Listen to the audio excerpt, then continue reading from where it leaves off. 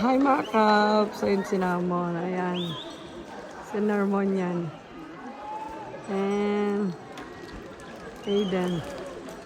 Punta sila dun sa bato, taas lulundag daw sila. Yan. Dito kami sa Norvecia. Pero hindi ko alam yung exact name. Pero napakaganda rito guys. As you can see, ang daming rock formation. Ayan.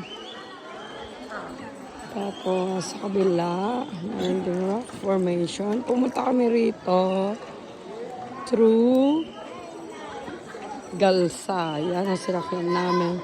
Parang siyang floating cottage. Yan ang sinakyan namin mula dun sa dulo doon. Ayan. So, ayan si Sheila. And si Roy. And dun sa dulo doon.